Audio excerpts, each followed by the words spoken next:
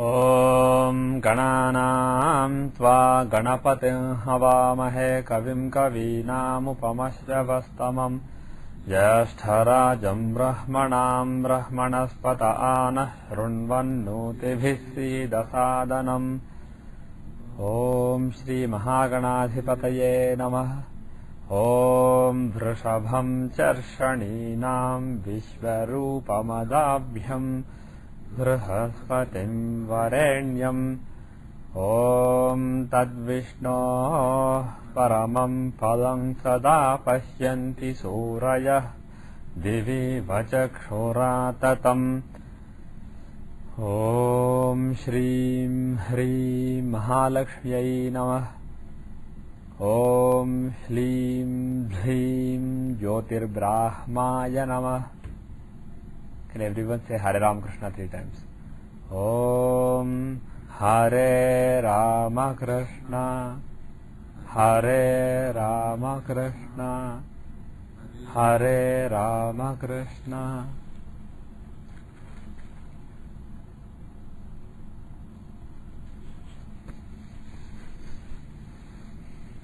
Okay. So where were we in Parashara? We were in the beginning somewhere.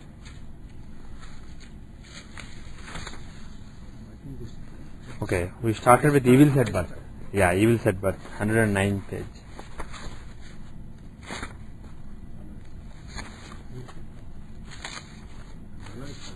Arishtadhyayam. Chapter 9 in Santanam. Yeah, Santanam lesson.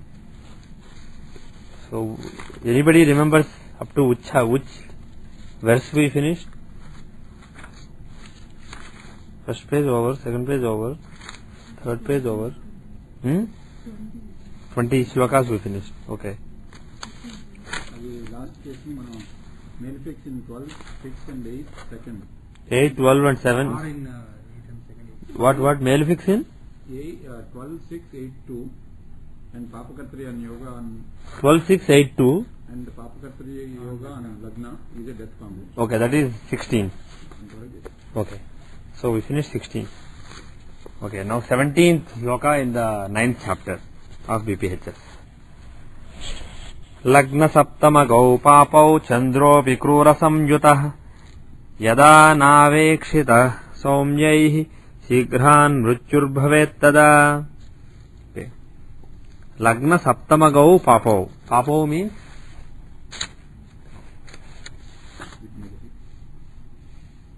means two male fix. Papa means one male fix. Papa, like Rama, Rama, Rama. Papa, Papa, Papa. Papa means one male fix. Papa means two male fix. Papa means multiple male fix, more than two. Bahuvachanam. So this is, he specifically used Vivachanam, which means apart from singular and plural, we have the dual basically in Sanskrit. So he used the dual. So dual case. So he means two male fix. Lagna saptama gau papo. That means two male fix in Lagna or Saptama. They have gone to the first house or the seventh house. Two male fix. You could also interpret it as one male fix in Lagna, one male fix in Saptama. Because he said in Lagna and Saptama two male fix. Whether he means two male fix in either Lagna or two male fix in either seventh or one in Lagna, one in seventh, it's not obvious what exactly he means. So, cumulatively Lagna and seventh containing two male fix is one interpretation. The other is Lagna and Saptama having one male fix each, so that there are two male fix. So, we are not sure exactly what it means. Irrespective of how Santanam translates, basically both the avenues are open. Lagna saptama gau papau chandro vikrura samyutah. And then also moon is also krura samyutah, means conjoined by male fix planets. So Lagna and seventh have male fix, two male fix, and also moon also has male fix. Yada navekshita somyaihi. Yada navekshita somyaihi na avekshita. Okay, na avekshita. Yada navekshita somyaihi shigran mrutyurbhavet tada. And also moon is also afflicted by malefics and there are no benefic aspects. Then And no benefic aspect of moon, with moon, to moon or only to moon or also Lagna and 7th included. That's not obvious, but actually it's kind of obvious. Yada na avekshitah saumyaihi. So he is only saying, he is not using Bahuvachanam, he is using Ekavachanam, that means singular. So he is talking about the latest one, because he said Lagna and 7th, and then he said moon also. And then he said, and if he is not aspected by benefic. So the fact that he used he, actually it's not exactly he, it could be even for Lagna, he could have used Ikshita, means unaspected. It's not, he is unaspected, the sentence construction is, and, okay, let me do it again. Lagna and 7th are afflicted by malefics, and moon is also with malefics, and not aspected by benefics. And the word used for and not aspected by, that basically identifies how many objects basically. When you say in English not aspected by anybody, the way the verb is constructed, not aspected, it doesn't say whether he or she or they, it doesn't tell you anything about the subject. But here something is told about the subject. When the word Ikshita is used, it's basically, it implies that it's a male that this is talking about, masculine gender. But of course Lagna is also a masculine gender, not that Lagna is a man, but the word is a masculine gender. So it means that the noun, the subject, even though is missing in the sentence, is of the masculine gender and is Ekavachanam, it's basically one. So obviously Lagna Saptama are excluded here, so only moon.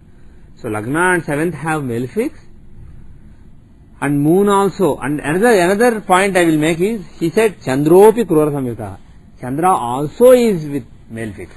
So the previous Lagna, based on that, if you apply that to the context, Lagna Saptamagau Papo, Lagna and 7th having 2 malefics, and moon also.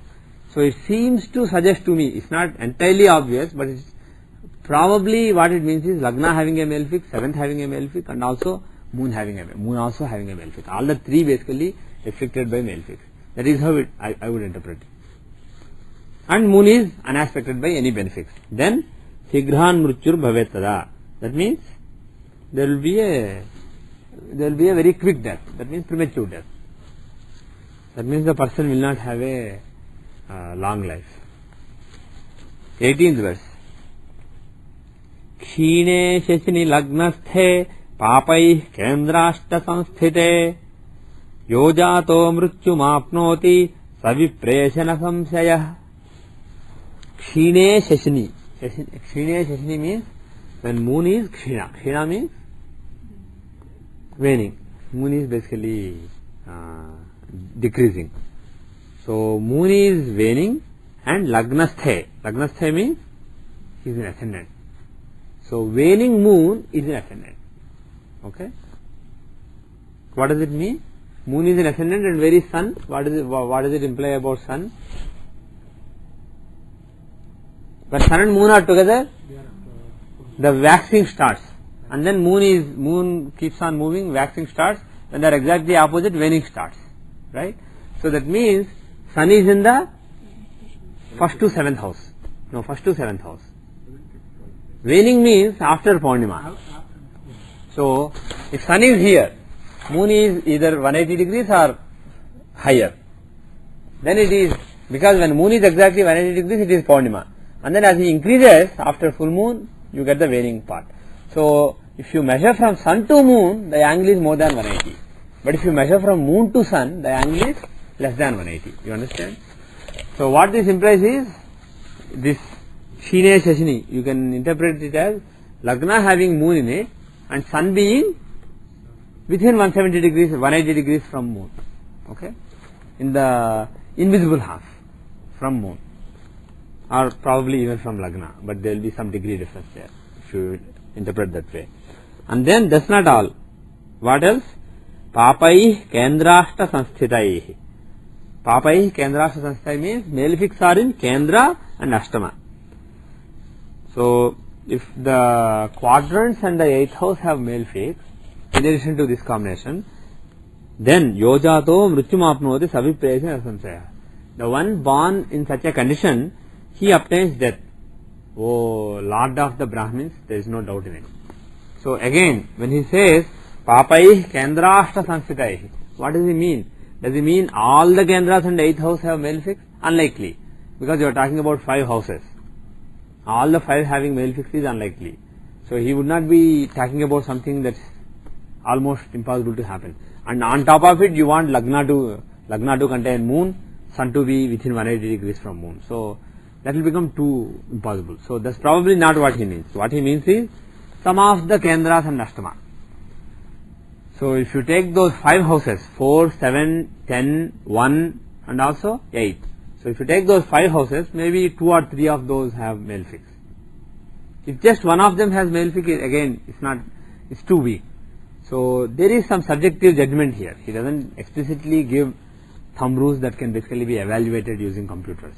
But if you want to do that, you have to be a little creative. Probably 2 or 3, at least 2 out of these 5 houses, if they contain male fix, then you can basically consider in addition to the other combination.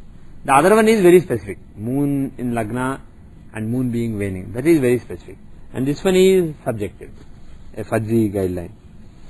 And also he says in this case there is no doubt. There will be death, very early death. Can you just summarize this again? That is Lagna having moon in it, and that moon has to be waning moon, which means sun should be within 0 to 180 degrees from moon. If you measure from moon to sun, it should be 0 to 180 degrees. Okay? And in addition, the quadrants and the 8th house should be afflicted by male fix, occupied by male fix. And he does not say if benefics also aspect there is relief. He doesn't say not aspected by Shuhas. He only says Papai Kendrashtama Sansthitai. So only he says malefic planets occupying. Sanstita means occupying, not aspecting. So if malefic aspect is not a big deal.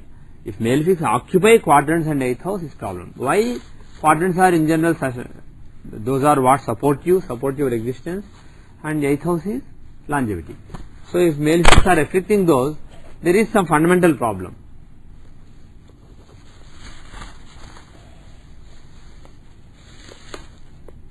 And you will see that several times when moon in Lagna or moon in certain house is mentioned, whether he is waxing or waning is being given importance. So the fundamental guideline is when you are looking at the strength of moon, the Pakshapala is very important for moon. So whether you have moon waning or waxing is very important in deciding the strength of moon. It also decides whether he is a benefic or malefic. So it's a very important information as far as moon is concerned. The next verse is Papayor Madhyagas Chandro Lagnashtantima Saptamah Achiran Mrutyumapnoti Yojatah Sasishustata. Okay. Papayo Madhyagas Chandro, which means Papayo means of male fix. Madhyaga means gone in the middle. Chandra means moon. So moon has gone in the middle of male fix, which means Papakartar Yoga. Moon has Papakartar Yoga. Moon is hemmed by 2 malefics. And what else? Papayor Madhyagas Chandro Lagna Ashtantima Saptamah. Lagna Ashtama Antima Saptamah. Which means Lagna means ascendant. Lagna Ashta means 8. Antima means the last one, 12th house. Saptama means 7th house. So first 7th, 8th and 12th. If those houses, one of those houses contains moon, and that such a moon is hemmed by male fix, she has Papakartari, then also there is a problem.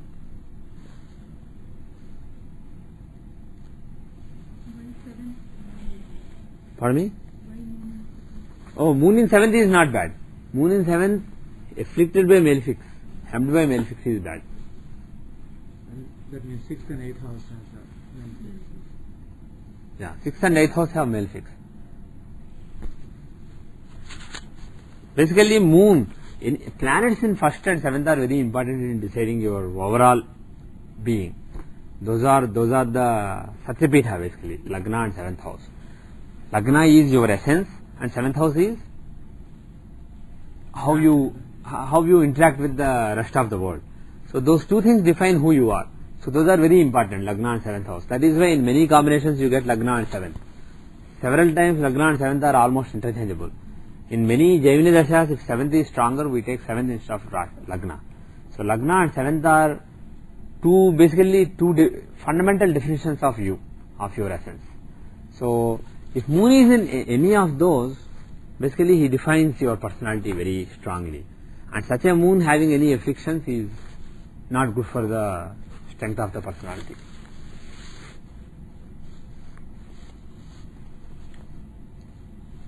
Then why 12? Why? Why 12? 1 and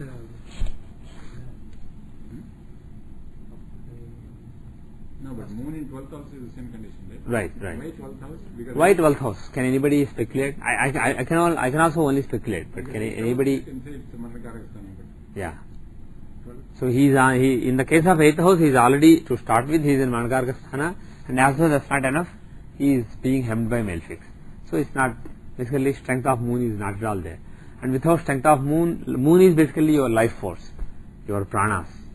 So without basically mind, which is driving your existence. If the mind is so weak, if the pranas are so weak, it's unlikely that the person will have a long life. So that's the logic. What about 12th house? Because it's a house of giving away. last In general, is 12th house good for Moon? What is Moon? What does Moon stand for? He is the mind. He is basically the pranas. Moon is the pranas. Mind is the one that controls the moving of your prana. By prana, what I mean is the life force. Crudely, it can be translated as oxygen. When you breathe in and breathe out, the oxygen that's being carried over by the blood in the entire body. That's basically kind of a crude representation of prana. But that's only sthula, the gross representation. The subtle representation is the life force which is being carried by various channels in the subtle body, that is within the gross body. So that is prana. And Moon is the key planet for showing the pranas that are moving within you. And if such a Moon is in the 12th house, it's not really a great house to be, because 12th house is the house of letting go, leaving. Basically anything in the 12th house is compromise. It is the house of compromise. So if you have Mars in the 12th house, for example, that aggression which is shown by Mars is basically, there is some compromise relating to it, there is some letting go relating to it. Similarly, if Moon is in the 12th house, the pranas which are essential for existence, there is some compromise, there is some loss of the prana. And if such a Moon has Papakartari from malefics, it only exacerbates the problem. So that could probably be the reason. But the thing is, remember one fundamental thing. Suppose Moon is weak, let's say he is in the 10th house and he is hemmed by malefics. Still it is bad. It's not that only 8th house, 12th house, these houses are key. 10th house also, if Moon is there hemmed by malefics, it shows problems. But it may not be life threatening. It may be just 10th house is your karma, and Moon in the 10th house being hemmed by malefics, maybe the person has some problems in conducting his karma, some problems.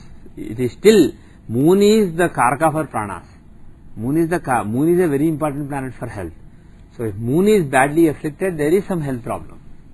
Only thing is whether it is life threatening or not. For that, these houses, Lagna, 7th, 8th and 12th, these are the important houses. Otherwise it may not be life threatening. Next verse is verse 20. Papadvayam ajjagate chandre lagna samashrite saptashtamena papena matra sahamrata shushu. Okay, papadvayam ajjagate, which means again in the middle of, having gone into the middle of a pair of malefic planets. So again being hemmed by malefics, Papakartari Yoga. Who? Chandra, Moon having Papakartari Yoga, and Lagna Samashrite, which means having gone into Lagna. So Moon should be in ascendant and he should be hemmed by malefics. He should have Papakartari. And what else? Saptashtamena papena.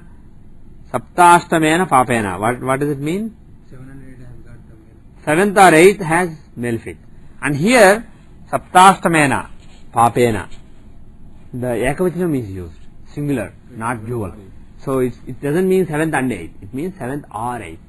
So 7th has a malefic or 8th has a malefic. So the rule is Lagna having moon, and that moon is hemmed by malefic, and in addition 7th or 8th has a malefic. Then what? Matra saha mritashyusho. Then along with the mother, the baby dies. So it's basically inauspicious both for mother and the child. One thing you can see is, for the child obviously Lagna has moon, and such a moon is very badly afflicted, so it is bad for moon. But why for mother? I am not fully sure. Many of these principles we can only speculate. For example, 7th and 8th house, malefics in 7th and 8th house, they will be aspecting the 4th, they will be having Agala on the 4th from moon. So if you take the 4th from moon, the 4th house from moon, from there is 4th house Katari, 4th house Argala, or 5th house Argala. Any planet in the 7th or 8th from Lagna has Argala on the 4th house from Lagna. And it happens to be 4th house from Lagna as well as 4th house from moon here. So maybe that is one of the justifications. And in general, apart from 4th from moon, you can just take moon.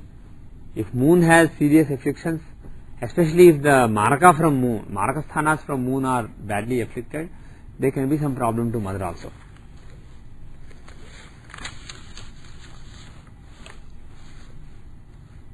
Shanaishchararka bhaumeshu rishpadharmastameshu cha. Shabhai? What does Shabhai mean? Shubhai. Shubhairavikshamaneshu yojato nidhangatah. So what does it say? Shanaishchararka bhaumeshu rishpadharmastameshu cha. So Shanaishchararka bhaumeshu means, Shanaishchara means Saturn, Arka means sun, Bhauma means Bhumi sun, Mars. So Saturn, Sun and Mars, if they, where are they? Rishpa dharmastameshu means, Rishpa means 12th, Dharma means 9th, Ashtama means 8th. So if Saturn, Sun and Mars are in 12, 9 and 8, Shubhair avikshamaneshu, without a benefic aspect. He doesn't use the word kramat or something which shows respectively, which means respectively. So probably he is not talking about Saturn in the 12th, Sun in the 9th and Mars in the 8th. Probably he is talking about those three being in one of these three houses in any permutation and combination. Okay. So Saturn, Sun and Mars in 8, 9 and 12 without any benefic aspect. Then again there is a problem. The next one is yadre kane cha yamitre yasya syadaruno graha kshina chandro vilagnastha sajjo hardjivitam. Okay.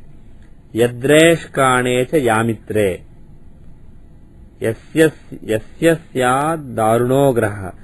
What does daruno graha means? Again, it's kind of like Krura. It's a synonym of Krura. So it's basically a malefic planet. So Daruno Graha means, if a malefic planet, where? Yadresh kane cha yamitre yasya yaddaruno graha kshina chandro vilagnastha sajjo hardjivitam. Okay, so this is actually tricky to interpret. But it can be interpreted in many ways. You see what makes more sense. Yad drekane, in whichever drekana cha yamitre yasya syad daruno graha.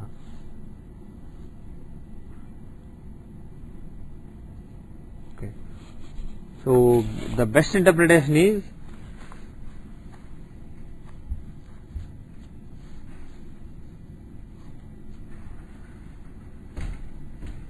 first of all, moon, waning moon in Lagna. That condition has been mentioned. Okay.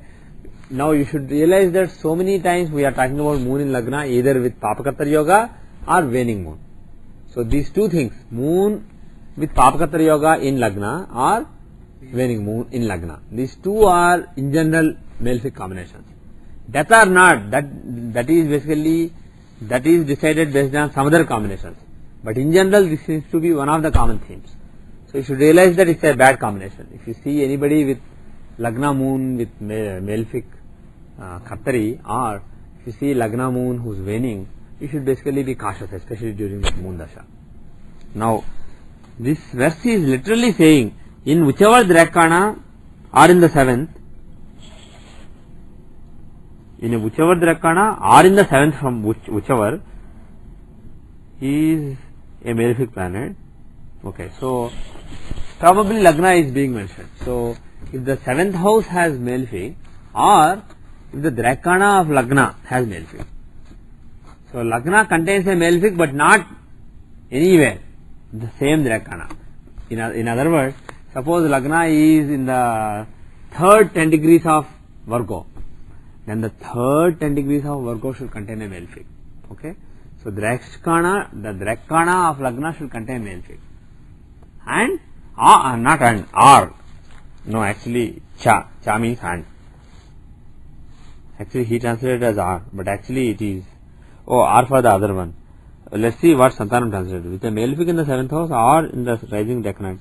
I don't know why he said R, because cha means and actually.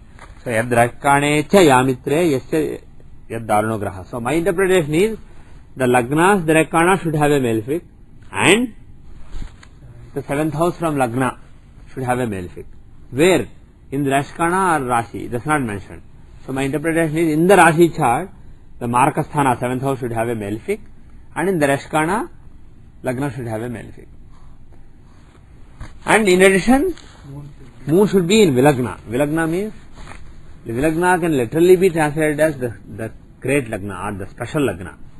So it can mean some Vishesh Lagna, some special ascendant like Hora Lagna or something. That is one interpretation, but the normal interpretation would be just Lagna. You are just specialized, even though it's normal Lagna, you are treating it specially in this particular way. Parasara did say Vilagna, just the word Vilagna just to mean ascendant in several places. But just keep it at the back of your mind that this could also mean Hora Lagna or something. It could also mean Lagna or Hora Lagna or one of the important Lagnas for longevity. Lagna, Hora Lagna, Pranapada Lagna, if one of Lagna. If one of these Lagnas has moon who's waning, and Lagna's Drakana has malefic and 7th house from Lagna in Rashi chart has malefic. You could interpret that way also. The fact that he chose to use the word Vilagna instead of Lagna, probably it means a particular set of special Lagna, including Lagna. So probably Lagna, Varnada Lagna, Pranapada Lagna and Hora Lagna. That is my guess. आपोक्लिमस्थिताः सर्वे ग्रहा बलविवर्जिताः षण्मासं वा द्विमासं वा तस्यायुः समुदाहृतम्. Okay. पापोक्लिमस्थिताः survey Graha बलविवर्जिताः. That means all graha, sarve graha, all graha balavivarjitaah means no power, powerless. All planets are powerless. And where are they? Apoklimas sthita. Do you remember what apoklimas are? Apoklimas are E7.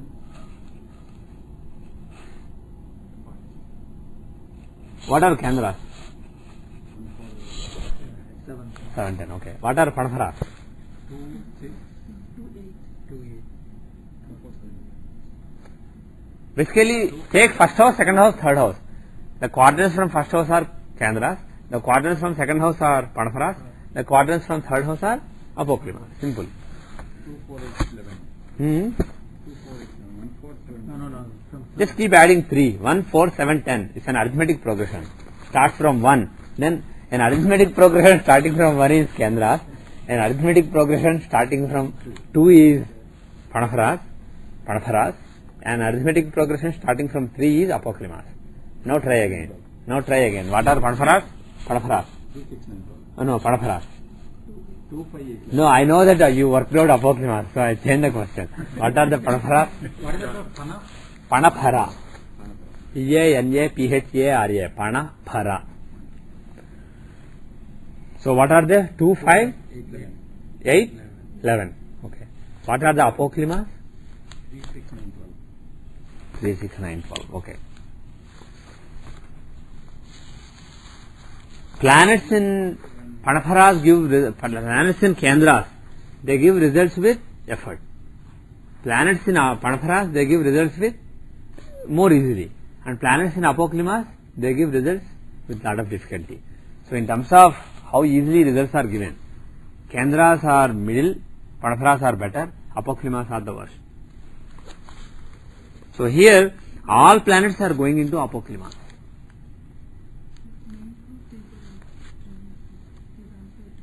Yes. Say blessing, right? Yes, that is a standard principle. I am not fully sure. You can look at these as the quadrants from first house, fifth house and ninth house. Right? You take the 3 trines, 1, 5, 9. So quadrants from first, fifth and ninth. So it is said that the first house is what you are now, and ninth house is what you were before, and fifth house is what you will be later. So it is in a way ninth, first and fifth are supposed to show past, current and future. Okay, and the kendras from those wherever you take, whichever reference you take, the kendras from those are what are supporting it, the effort basically, the Narayana with respect to that kendra. Now if you take Lagna, what you are now, the kendras from that are your current effort. So your current effort, so it will basically give you results with effort. And the fifth house is the future blessings. So again, because that is your future blessings, the kendras from it, they basically support your future blessings. So those basically give results easier. On the other hand, the ninth house, it shows the past basically, and the quadrants from that, they show the efforts from the past. So some results have already been experienced for that. So when you are talking about current chart, current life, the results due to those, I am not saying they will not, they are totally useless. They will give the results, but they will need more results, because they are kind of, you can look at them as a bank account that has been withdrawn to a considerable extent. Whereas first house is a very active bank account, and fifth house is a bank account that is still to be pardon me? Yeah, a retirement account. So fifth house and quadrants are like a retirement account, and ninth house is basically an account that you used up for your children's education. Basically something you used up in the past, something you supported a lot in the past, but it's a matter of past. So in general, out of the 3 classes, apoklimas are the most problematic, because planets, they do not give results that fast. So all the planets are in apoklimas and they are very weak, then there is a problem. The longevity will be either 6 months or 2 months.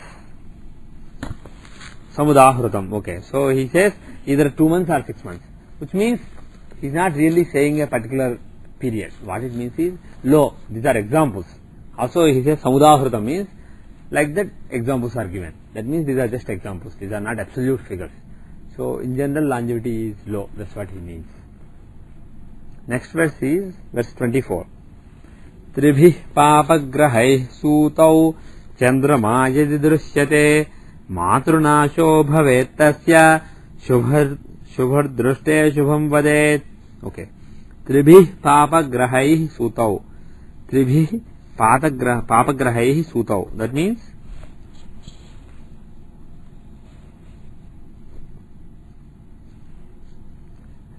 Tribhi means by 3. Papagrahai means malefics. Sutau means birth happened. Chandrama means moon. Yadi drishyate. So if moon is aspected by 3 malefics, so we are talking about 3 malefics aspecting moon. Matrunasho bhavet tasya shubhadrushte shubham vadet. If benefics are aspecting, then it's okay.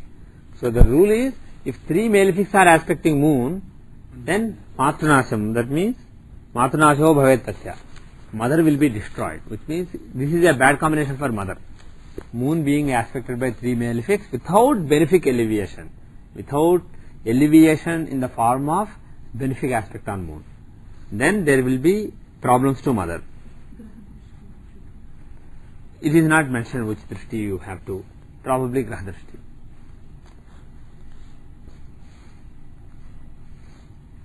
Next verse is verse 25. धने राहुर्बुधः शुक्रः शौरिः सूर्यो यदा स्थितः तस्य मातुर्भवेन्मृत्युर्मृते पितरिजायते. Okay. धने राहुर्बुधः शुक्रः शौरिः सूर्यो यदा स्थितः. In the second house, Rahu means Rahu, Buddha means Mercury, Shukra means Venus, Saurih means Surya Sun, Saturn, Surya means Sun. He covered a lot of planets. Rahu, Mercury, Venus, Rahu, Mercury, Venus, Sun, Saturn. So Sun, Saturn, Rahu, 3 malefics, Mercury, Venus, 2 benefics. So if one of these 5 planets is in the second house, and what else? That's it.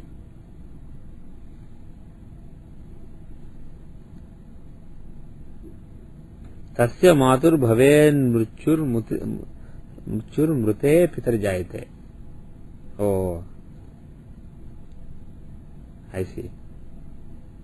So what it means is, if the father's death has already happened, if such a birth of a child with Rahu, Mercury, Venus, Sun or Saturn in the second house, if birth of such a child happens after father has already died.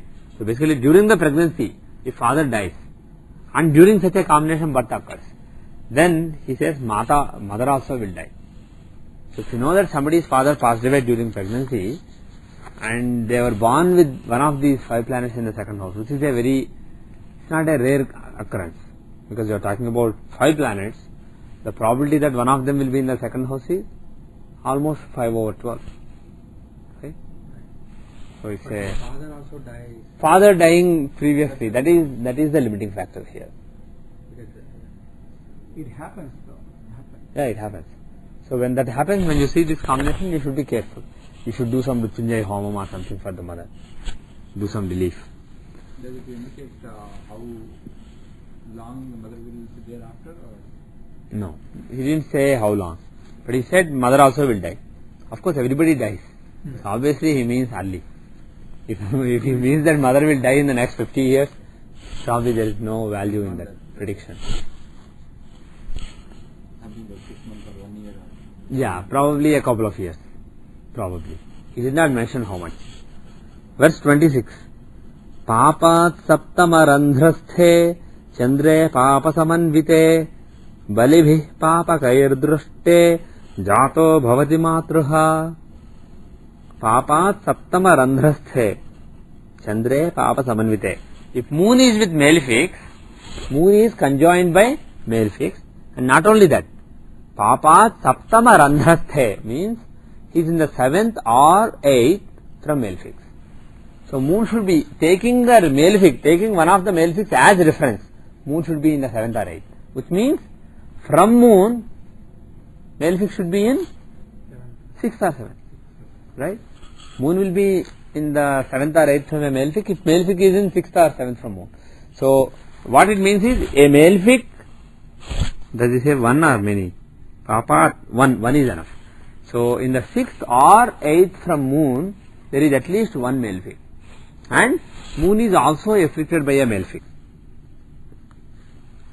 This is not so uncommon. But the next one is balibhi papakair drushte. And very strong malefics are aspecting such a moon. Then jato bhavati matruha means he kills mother. Kills mother doesn't literally mean he will go and kill his mother, hack his mother to death. What it means is he proves to be death bringer of mother. That means he is inauspicious for the mother. He or she, such a child, may bring some problems for mother, death or suffering.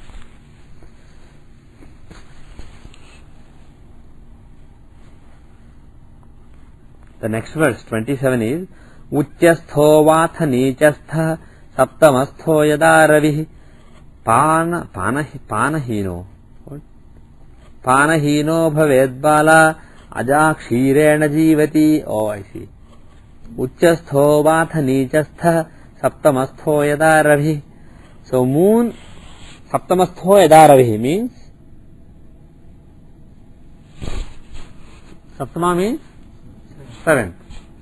So moon is in the 7th house. Saptamastho yada ravi. If moon is in the 7th house, not only that, Uchastho va atha nichastha, which means either exalted or debilitated. So this means Lagna is either Aries or Libra, mobile Lagna, and Sun is in one of the two sides. So Lagna and Sun both are in either Aries or Libra. Panahino bhaved bala aja kshirena jivati. That means he doesn't have drink. He has to live on goat milk. So by drink, he doesn't have a drink, he means mother's milk. So he will be devoid of mother's milk. Is it because mother dies or because there are some other problems? It's not obvious. But it's probably that it doesn't mean that mother dies or mother has problems. That person does not have the happiness from mother. So maybe mother and he are separated, mother and child are separated, or maybe they are together but mother doesn't breastfeed. So basically, though the literally he is saying he lives on goat milk, obviously it's not just goat milk. Could be cow milk, could be buffalo milk, or could be soy milk. So you can't basically take it too literally and in a narrow way. So bottom line is he lives on some other milk. And yeah, it could be some kind of orphaning is indicated. It's not just mother deciding, okay, I will not breastfeed, because in today's world that happens a lot. Some mothers decide against breastfeeding and then they give the formula milk or soy milk, not soy milk, some formula milk they give to children. So it's probably more than that. It's not just that. What it means is some kind of lack of motherly happiness is indicated. So moon in 7th house? Not moon, sun. Sun in the 7th or 1st house, in exaltation or debilitation.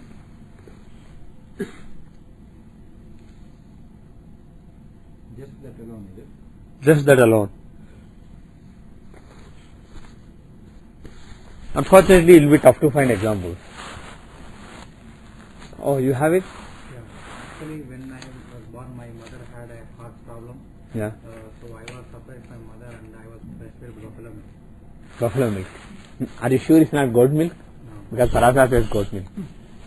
Okay. Goat milk is not possible. No, I'm just kidding. Actually, maybe in his time, people used to drink more goat milk than buffalo milk and cow milk, for all you know. So probably he used the word ajakshira. Pardon me? No, I didn't notice that. When she told my child. Then you notice. Okay, that's very alert. You are very alert. She remembered everybody's chart. Oh, that's good. That's very impressive. He didn't. When I say a principle, try to see if you or your wife or somebody you know has that. There are two approaches. You can quickly determine all the charts that you remember and see if the combination exists anywhere. Or if you know somebody with this criterion, for example, if the formula says not having mother's milk, and then see, did it happen to anybody I know, and then see if their chart has, instead of looking at all the charts. Or this kind of things are difficult, but if a combination says he wins a lottery, then who do I know who won lottery? Oh, that guy. Then you can quickly check that chart in your mind, or if you have a computer, you can check in the computer. So you should be alert. And I'm glad that you checked your chart and also everybody in the class's chart. So the point that was being made was, it has been brought to our attention, class attention. It has been brought to the attention of Ramakrishna Rao that Ramakrishna Rao has this combination in his chart. So yeah, we have seen his chart a couple of times. So he has apparently this combination, and when he was born, apparently he brought a heart attack to his mother, or heart problem, some heart problem to his mother, and his mother could not feed him, so he was fed buffalo milk. He stayed away from mother. So some problem is indicated in the verse, and that happened in his case. So we have an example. The next verse, verse 28, is Chandra chaturthagah papo ripu kshetre yada bhavet tada matruvadham kuryat kendre yadishubho nachet. Okay. From moon, the fourth house has a malefic in inimical house. So you want, the fourth from moon is important for mother, right? That shows mother. The fourth from Lagna as well as moon. So that contains a malefic, that too in an inimical house. So malefic in an inimical sign, and also, no, not also. Oh, also Kendre Yadi Shubho Nachet. And none of the quadrants contain benefics. So if moon doesn't have any benefics in quadrants, moon becomes weak. So there are no benefics in quadrants, and fourth house is with malefic. That too a very unhappy malefic, who is in an inimical sign. Then literally he says Matruvadham Kuryat, which means mother dies. So that's what he literally says. But you could probably say that if mother doesn't die, at least there is some problem to mother.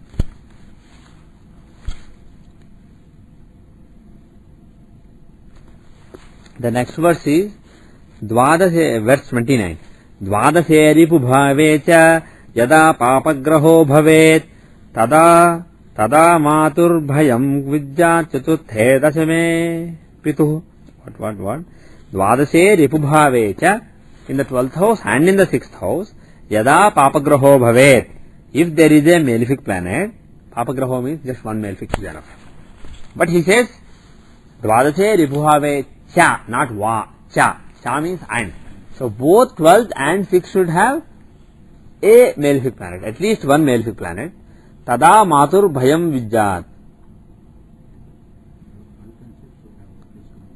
Chaturthe, tada matur bhayam vijjat chaturthe dasme pitu. Okay. This is tricky. One second, let me think about it. Dvadase ripubhavecha yada papagraho bhavet tada matur bhayam vijjat. Then there is some fear for mother, he is saying. Chaturthe dasme pitu. Oh, I see. Okay. So malefics in the 4th and 6th, malefics in the 6th and 12th house, they cause problem to mother. They cause some fear to mother, some problems to mother. Okay. Similarly, Chaturthe Dasme Pitu. Instead of 6 and 12, if it is 4 and 10, malefics in 4th and 10th house, that shows problems to mother. Father. Why?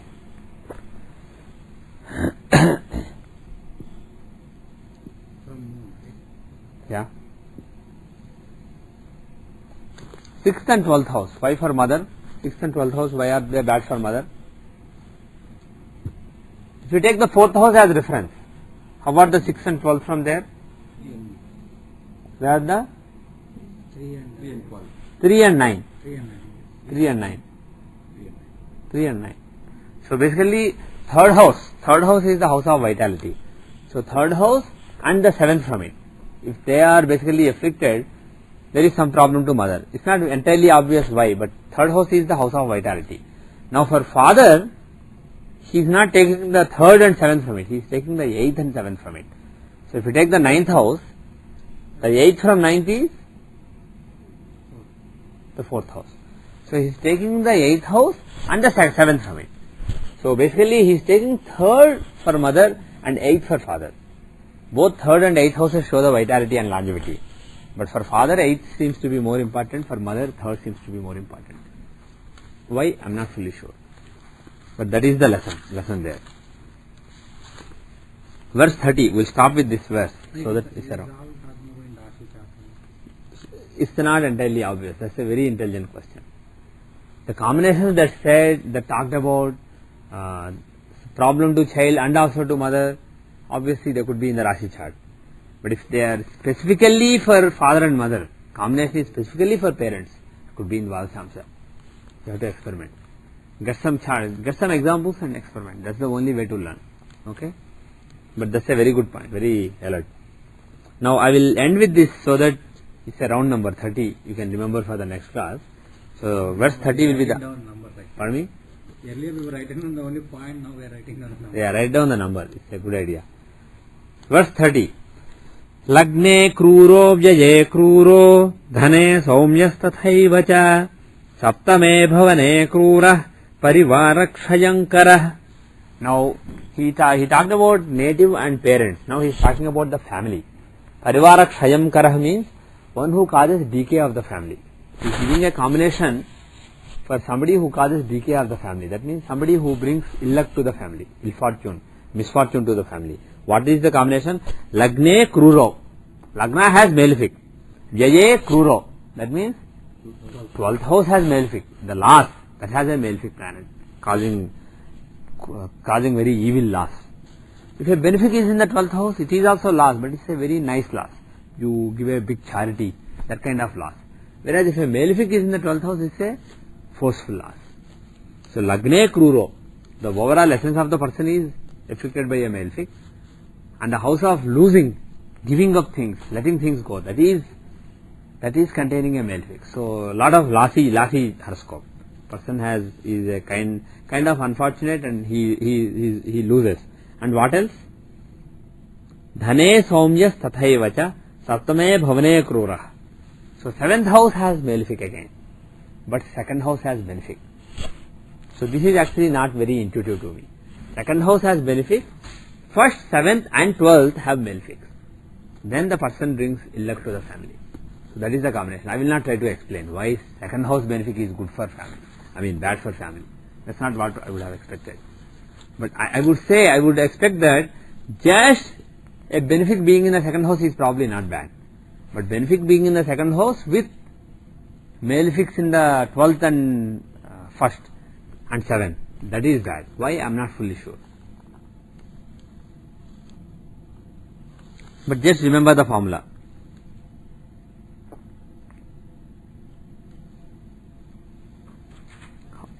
Oh, he interpreted in a different way. Lagne kruro, vyaye kruro, dhane saumyas tathaivacha, saptame bhavane krura, parivarakshayankara. The Saumya who is in 2nd house has been interpreted as Mercury here. Mercury in the 2nd, while malefics occupy ascendant 7th and 12th, this yoga will destroy the entire family. This is Santanam's interpretation. So Saumya has been interpreted as Mercury. That is also a reasonable interpretation. But my guess is, because he is referred to Krura in the other houses, the Saumya basically is being contrasted with the Krura. It's probably benefic, any benefic, not just Mercury, probably. But if you say Mercury, it makes more sense. Maybe he is right. So just a thought. The Saumya there, the planet to be in the 2nd house could be just Mercury, not any benefic planet. That is a valid interpretation. So with that we will end Parashara. How many more evils do we have? Okay, not too many. Hopefully next class, if we go quick, we can finish. Good. Then we can start the houses, because evils, we have already done so many evils. We want to do something good, something auspicious. Okay, now we will do our charts, our practicals.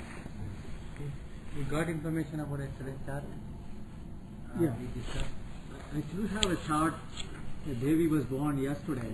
Yeah? And they asked me to look at it, but I didn't prepare. Yeah. Prepare the chart? Yeah, sure. It's January 6th. Yesterday, so January 6th, yeah? No, I'm sorry, Saturday. No, born is Saturday. Wait. January 6th, 7:26 a.m. 7:26? 7:26 a.m. Yeah? Can you turn it on? So that you know if I am making any mistakes. Yeah? Lawrence. Very nearby. And one question from yesterday's thing. Yeah? If, What is yesterday's thing? Okay. So we have a class. Oh, okay. Yesterday's class. Okay. If 6th Lord in 8th or 8th Lord in 6th or Virita. Dustana Lord is another Dustana. Yeah? If it is strong, will he give the Viparita Yoga result or he will not? He will still give Viparita Yoga result. Even if it is strong, Yes, exalted, Mantrika, Yes. whatever. Yes. That's not conditional. No. Only thing is, if he is with somebody else, then problem. If he is alone, 6th Lord is in 8th alone, no problem. Viparita Yoga, yes. Irrespective of the state. Today, actually, I was referring to because this book wasn't there in. The only thing is, let's say sixth lord is in 8th in exaltation. Forget the fact that he is in the 8th. Sixth lord in exaltation. What is the result for that? Lot of obstacles to overcome. And sixth lord in 8th, what is the result of it? Forget exaltation. Just sixth lord in 8th. Lot of obstacles to overcome, but finally you overcome and then you are a king. I mean, things are easy. First you have to struggle. After struggle, things are very easy for you. So there is a big reversal, right? Now the thing is, if the sixth lord is exalted, does it increase the struggle? Does it increase the intensity of the struggle or decrease it? It increases it. To decrease, right? It increases. It actually exaggerates both. It depends again if it's a malefic or a benefic. If it's a malefic and exalted, then sixth lord exalted, then he can give you a lot of energy to fight. Right? That's right, but whether it's a benefic or malefic, the sixth lord will give lot of obstacles. And whether there is lot of how you are fighting, what is your energy, you may look at the planet and make some conclusions. But bottom line is, there are lot of obstacles. So, sixth lord in 8th means obstacles, but finally you overcome and there is a reversal. Suddenly from lot of obstacles to you come to no obstacles. If he is exalted, what it means is the reversal basically from here to here. You are here and then your fortune is reversed to here. That is even more dramatic then. The obstacles are even more serious, and also the luck at the end, which basically made you reverse the situation, that is also extreme. So it's even more extreme viparita. On the other hand, if the planet is debilitated, if the sixth lord is debilitated, there are obstacles, but those are kind of weak. So the reversal is kind of weaker. So the reversal is more dramatic if the planet is exalted rather than debilitated. But bottom line is, how much reversal, how much we have to struggle before things turn around, and after things turn around, how good they become. That magnitude changes based on the state of the planet, nature of the planet. But irrespective of whether it is a benefic or malefic, irrespective of whether he is exalted or debilitated or whatever, or in Molatrikona or whatever, irrespective of all those things, Viparita Raja Yoga is intact. It does work in all the cases. Why are we looking at Shashtamsa to start with? Look at Navamsa. I think you might have to change the way Change what? function key. Yes, I do. I thought you were saying. To see if I can download for this much Yeah. for today's class. I noticed one website which has got two sentences. One of the sentences. Is it in the RGB mode? Yes. In. Yeah, it Yes, came. coming. Just took a while. Yeah, just turn it on.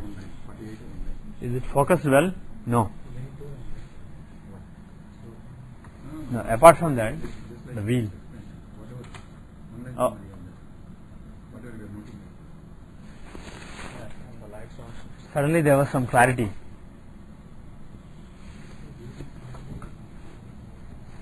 First it was blurred like Bushes Iraq policy. Then suddenly there was clarity, but again it became blurred. No, I think it can be. This is a little better.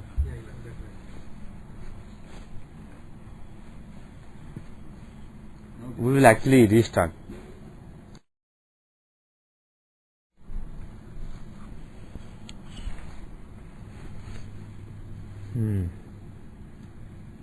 Okay. So, Want to repeat the data for yeah, the data is, we are going to look at the chart of a baby who is a few days old. Okay. The data is 2007 January 6, 7:26 a.m. Eastern Standard Time, 5 hours west of GMT, Lawrence, Mass. Lawrence is spelled as Lawrence, Lawrence, Massachusetts, USA.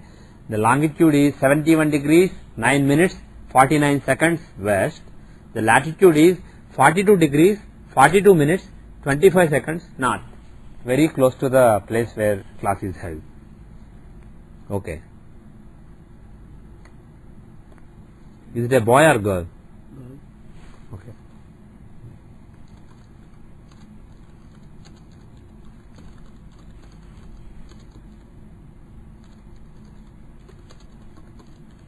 Okay.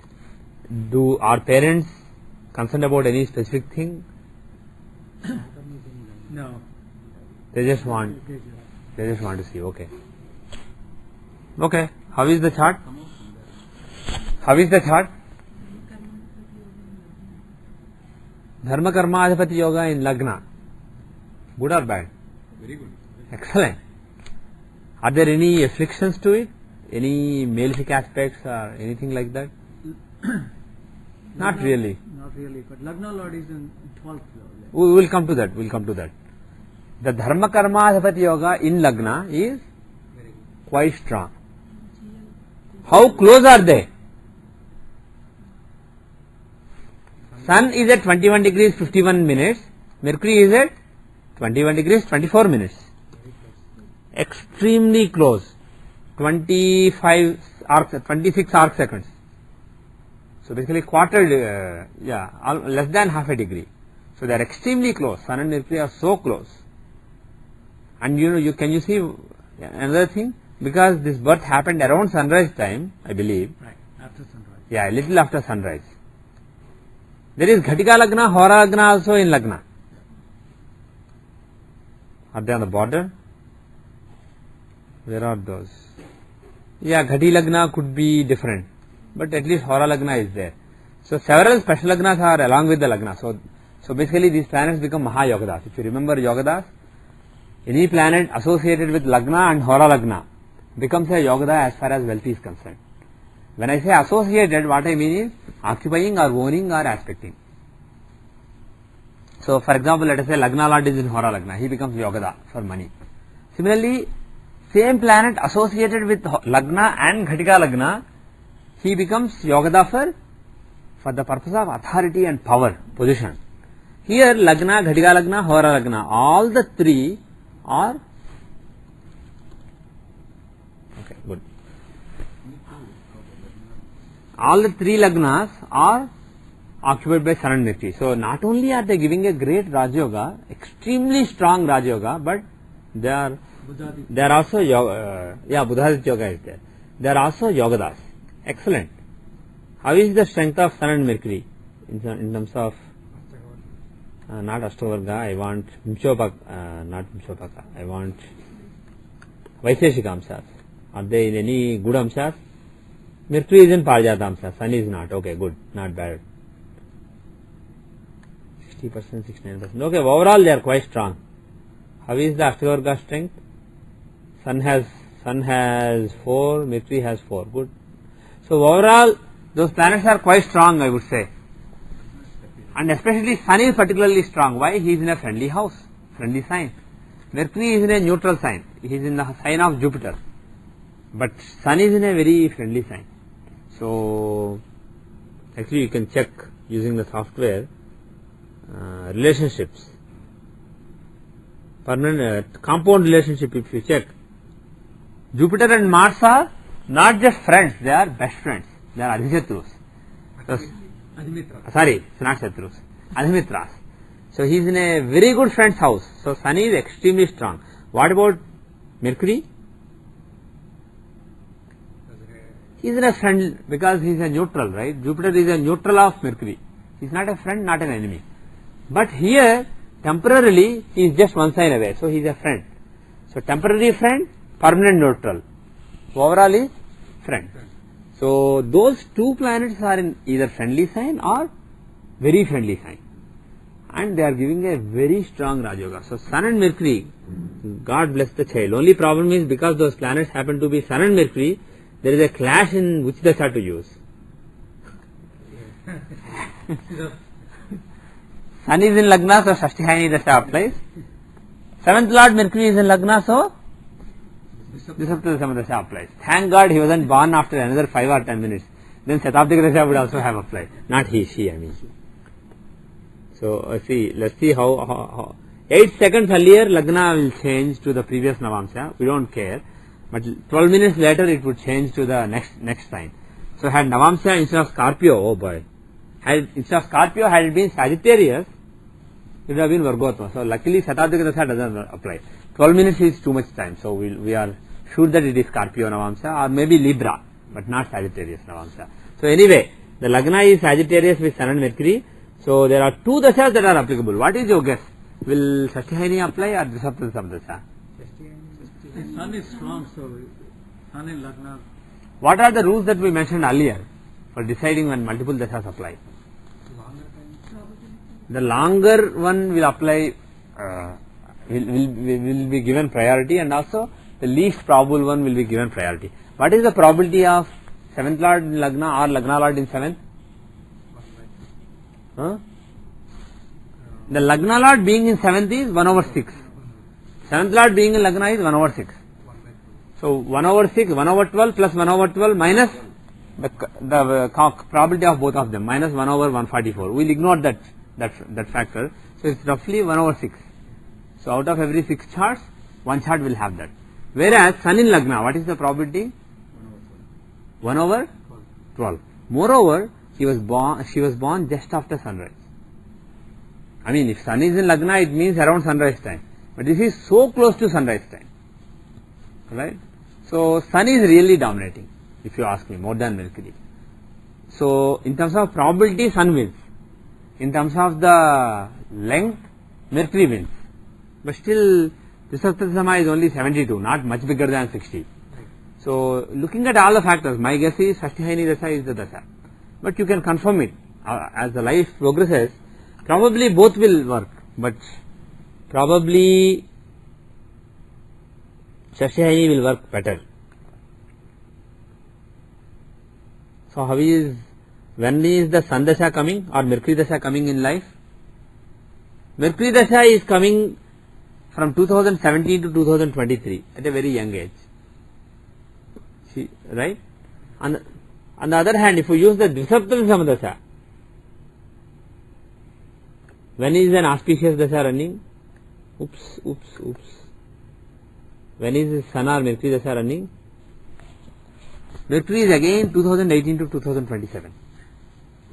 So very young age actually. From the age of between 12 to 20, around that time frame. Based on both Dashas, Mercury Dasha is running. So it looks like some kind of early achiever.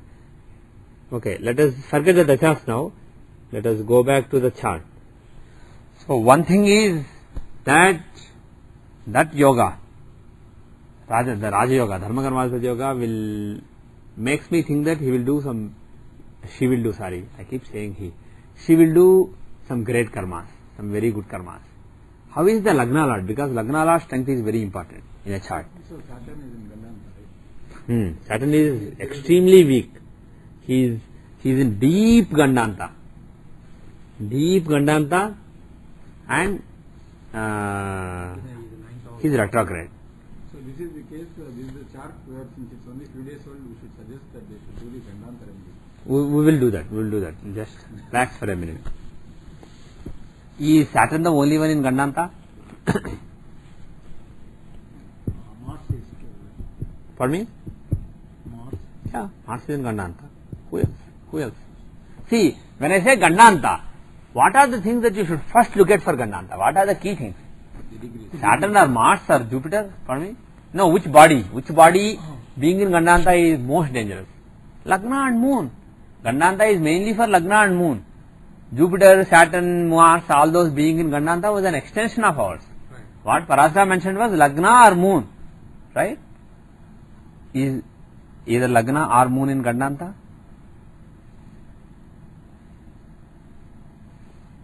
You have to be quick. You see Moon, where is he? 26 degrees 50 minutes. Is that the last Navamsha or what? Yeah, It is last one. it's the last Navamsha. He is in Gandanta. It's not very deep, but it is a Gandanta. Do we take last Navamsha or just the last degree? No, last Navamsha is Gandanta, but last degree is particularly strong. And in addition, Parasara gave some more numbers that you have to go back to your notes and refer to. But here, it's not terrible, but Moon is in Gandanta and he is in Manakarka Sthana.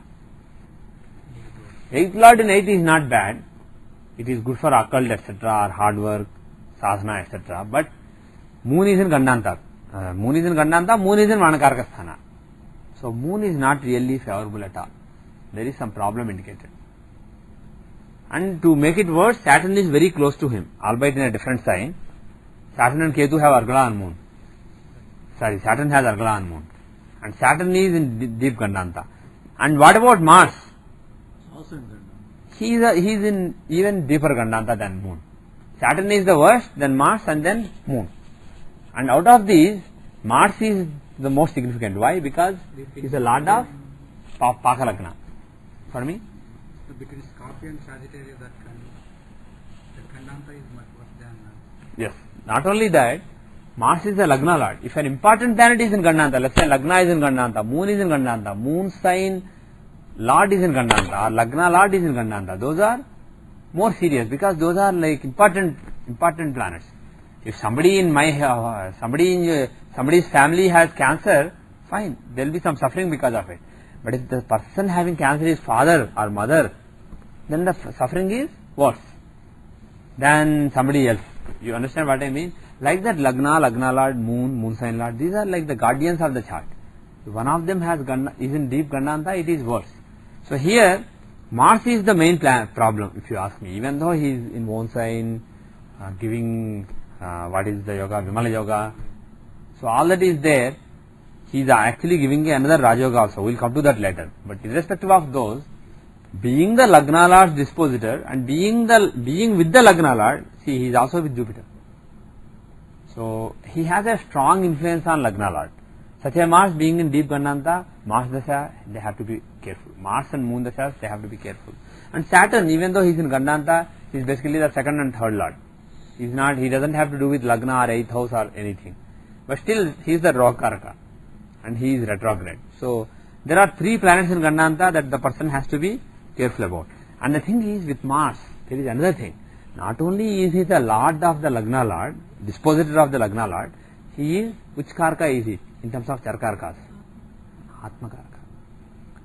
So he is the Karaka, significator for the soul. If Atma Karaka is in Gandanta, is it auspicious? No. Okay? Everybody clear so far? So the chart basically in the long term point of view, it shows lot of promise. Now come back to Lagna Lord. Lagna Lord being in 12th, is it good or bad?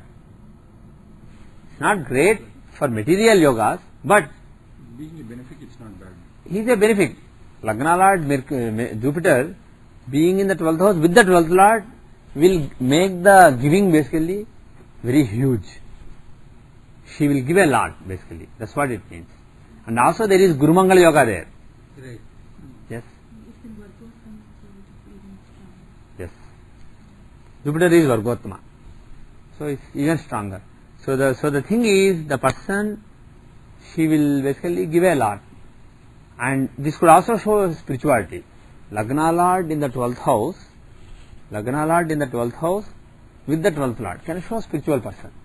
So this shows some spirituality of the native. And 5th Lord Mars also, 5th Lord also. So Lagna Lord and 5th Lord are together, 4th Lord and 5th Lord are together. So it's a Raj Yoga. Jupiter and Mars being together is a Raj Yoga. Jupiter is Pitrikaraka, Mars is Atmakaraka. So Atmakaraka, Pitrikaraka are together. Lagna Lord, 5th Lord are together. Those are also Raj Yogas. This is a very powerful position. So now we have a mixed outlook. If you look at the entire chart, Mars Shashtihayani Dasha is running at a young age. In the first 4 years. 4 years. First 4 years of the native, or 4.5 you can say, or almost 5 years. So the first 5 years of the native, we have Mars Dasha running. But the next one is a Moon Dasha anyway. Moon also is not good. Oh. Next Dasha is Moon Dasha. Moon is not good. He is in Mankaraka Sthana. So 2 Dashas that show Almost 10 trouble. years. Yep. So almost first 10 years are not so good. But after that, it's excellent. Yeah, he is in one house. But still, if Moon is in Manakaraka Sthana, you have to be watch out. But we will confirm it because we have mixed indications. We will confirm it from Shashtamsa and Trimshamsa. Would it also indicate any problem to mother and comfort factor because of A4 in there? It could indicate some problem to mother. Okay, let's look at the Shashtamsa. How are Mars and Moon? Because this is the chart of physical health. How are they? Moon is in 8th house. They are in the 8th house, both of them actually, not just Moon, Mars also. Right. So Moon and Mars are in the 8th house. Is it good or bad? Well, not very encouraging. So the planets who are in Gandanta in the Rashi chart, And about whose dashas we are concerned, they happen to be in 8th house in Shashtamsha. Let's leave it there. Go to Trimsamsha. Actually, so far we don't even have to check Trimsamsha now, but let's just check. How is Trimsamsha? Those are in the 6th house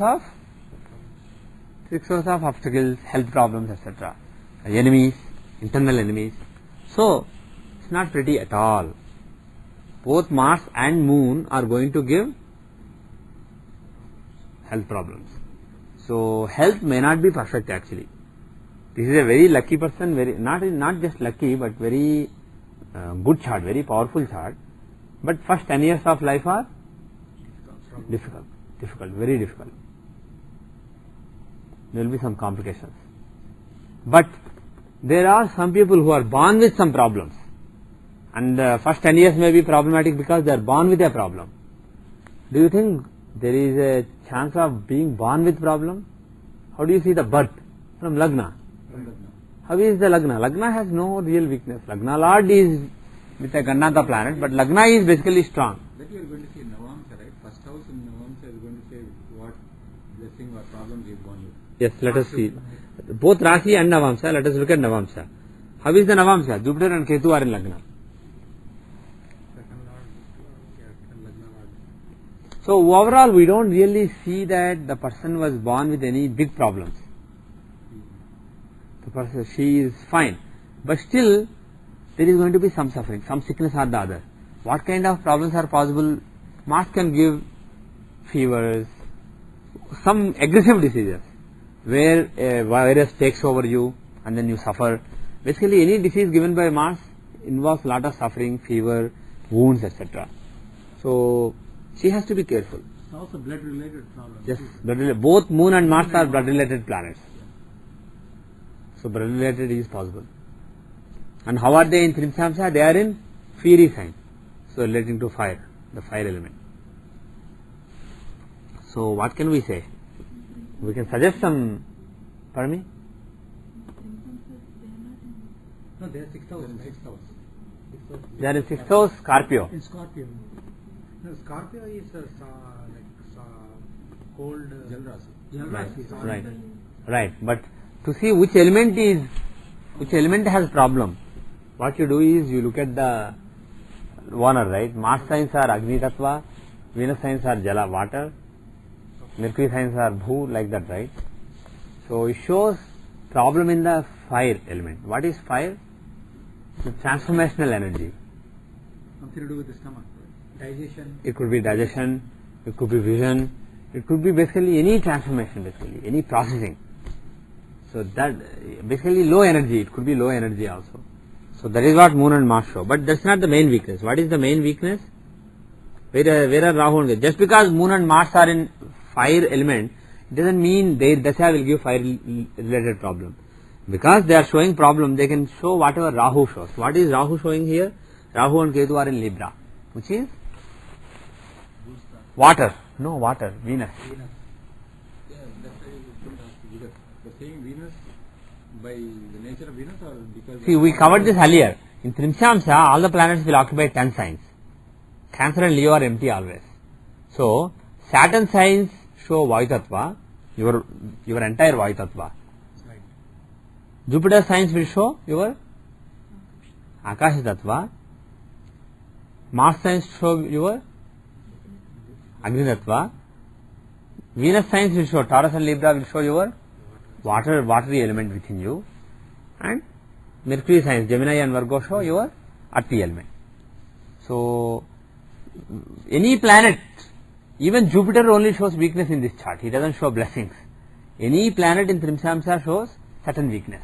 Each planet carries certain weakness to a particular element. Otherwise, all elements would be perfect. If this chart is empty, all your elements will be perfect. So, there are various weaknesses to various elements. Out of all the planets, Rahu and Ketu are the worst in this chart.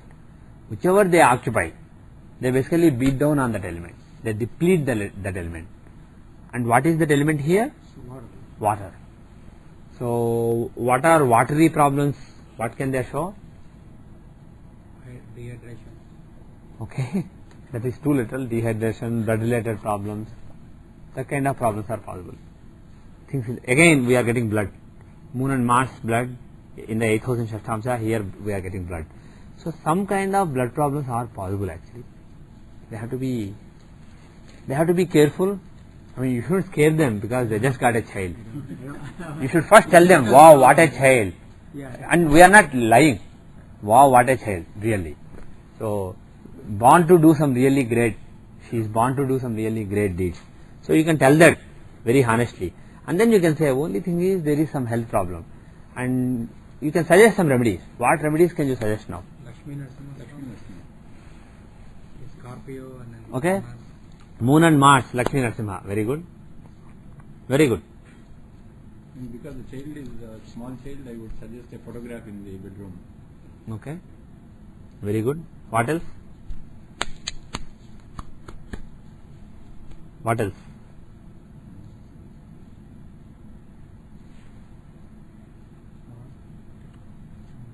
Can we say because Parana Devata, we have to say Parana Devata. Okay. Who is Parana Devata? Do you want to say Parana Devata or you want to say Dharma Devata? For sustenance, For sustenance, it is the sixth. Moon is Amatya Karaka. From Moon, the sixth house is Leo. Leo is owned by Sun. So who should it be? Sun.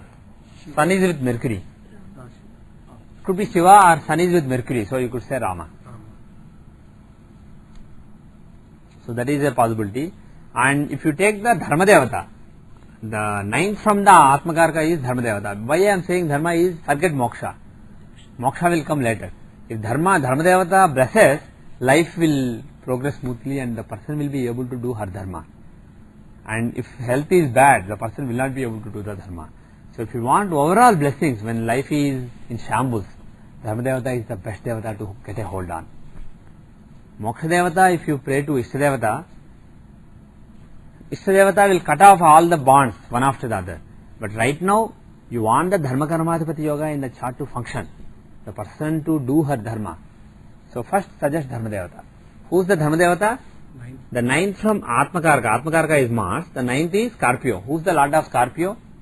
You can take Ketu himself with Jupiter, or if one of the co-lords occupies the sign, the other co-lord is considered to be the Lord according to Gemini, or Parashara also according to Parashara. So, who is the Lord of Scorpio in this chart? Because Ketu is right there, Mars is the Lord. Mars can show Kartikeya, he can show Hanuman, he can show Narasimha, but we already decided on Narasimha earlier. And he is with Moon and Venus, with a female influence. So, Lakshmi Narasimha, whoever said Lakshmi Narasimha, it makes very good sense. So, if you just suggest, I started liking Lakshmi Narasimha. Okay.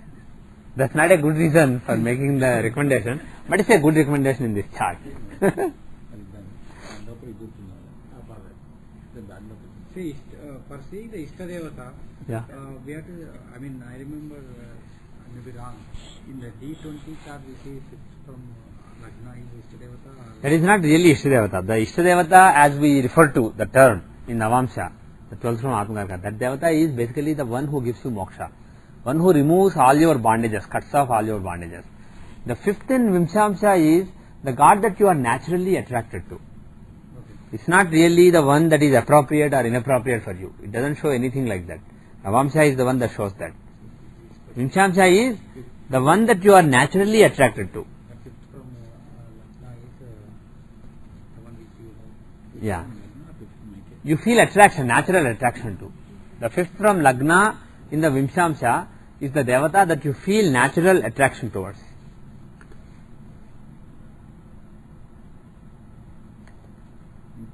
Just to remind, that is 6 from Atma. For the nth time, the definition of Pala Devata is the 6th from the Amatya Karaka. And the 9th from Atmakaraka is Dharma Devata. And the 12th from Atmakaraka is? Okay, good.